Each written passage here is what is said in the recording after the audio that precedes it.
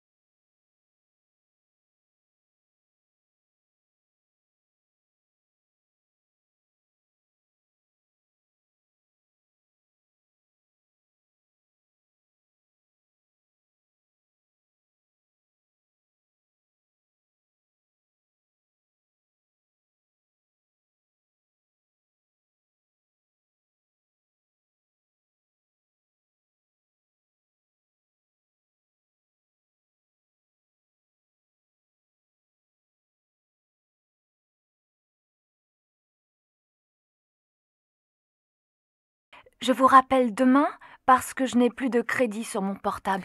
Vous n'avez qu'à me demander, ce sera plus facile. Je m'appelle Nathalie. Au revoir. À demain. Au revoir.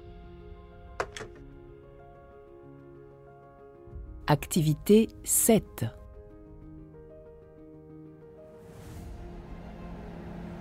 Nous voici maintenant devant le musée d'Orsay. Le bâtiment vous rappelle peut-être la gare de Lyon. Rien d'étonnant à cela. Il a été construit à la même époque, dans le même but. Avant d'être le musée d'Orsay, c'était la gare d'Orsay. En fait, c'est un lieu chargé d'histoire. Au XIXe siècle, ici, il y avait deux constructions, une caserne de cavalerie et le palais d'Orsay. Pendant la Commune, en 1871, un incendie a tout détruit et pendant plus de 30 ans, on n'y voyait que des ruines calcinées. À la veille de l'exposition universelle de 1900, l'État a cédé le terrain à la Compagnie des chemins de fer d'Orléans qui a fait construire une gare pour desservir le sud-ouest de la France. La gare et son hôtel, construits en 2 ans, ont été inaugurés le 14 juillet 1900. C'était une gare très moderne, avec un immense hall de 138 mètres de long, 40 mètres de large et 32 de hauteur. Jusqu'en 1939, elle a été une gare importante. Mais après cette date, à cause de l'électrification des lignes et de l'allongement des trains, elle n'a plus desservi que la banlieue. Pendant la guerre, elle est devenue un centre d'expédition de colis aux prisonniers et à la Libération, un centre d'accueil pour ces mêmes prisonniers. Plus tard, elle a servi de décor à des films et elle a accueilli un temps la compagnie de théâtre Renaud Barreau. En 1973, l'hôtel ferme et la gare est menacée de destruction. C'est le renouveau d'intérêt pour le 19e siècle qui la sauve. En mars 1973, elle est inscrite sur l'inventaire supplémentaire des monuments historiques. Par ailleurs, la direction des musées de France envisage d'implanter dans la gare d'Orsay un musée où représenter tous les arts de la seconde moitié du 19e siècle.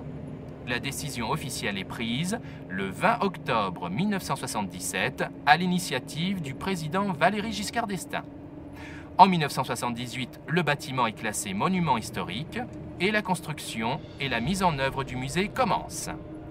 Inauguré par le président François Mitterrand, le musée ouvre ses portes en décembre 1986. Vous voyez, ce musée, c'est toute une histoire.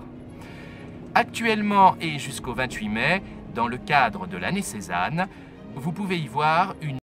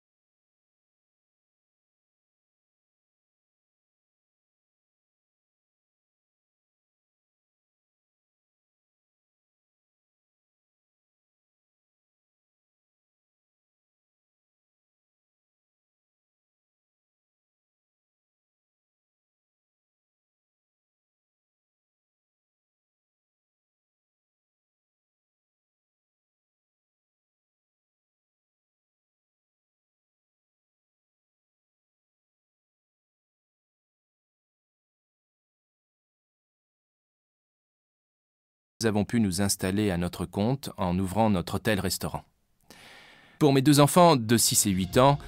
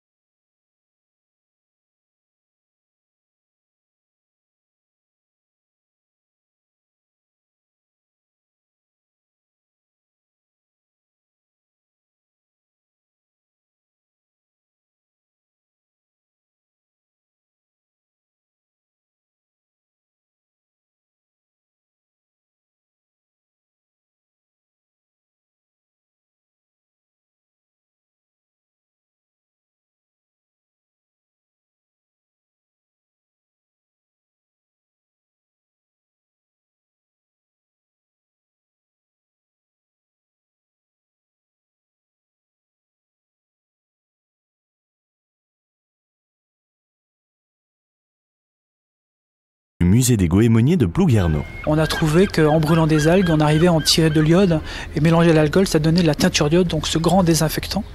Et à partir de cette invention, on peut dire, des industriels se sont rapprochés de ce coin de Bretagne et ont demandé aux gens de la côte de récolter des algues, de les faire sécher, de les faire brûler, et à partir de la cendre, on pouvait faire la teinture d'iode. Donc au début du 19e siècle, en 1828, une première usine s'est construite au Conquet, puis après ça s'est éparpillé un petit peu partout dans le Finistère et en Bretagne.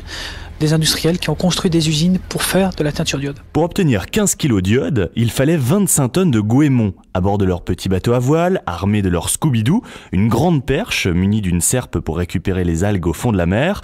Les arracheurs ne chômaient pas, comme s'en souvient très bien Francine Lautrédoux, issue d'une famille de goémoniers depuis plusieurs générations. 3-4 heures de rang.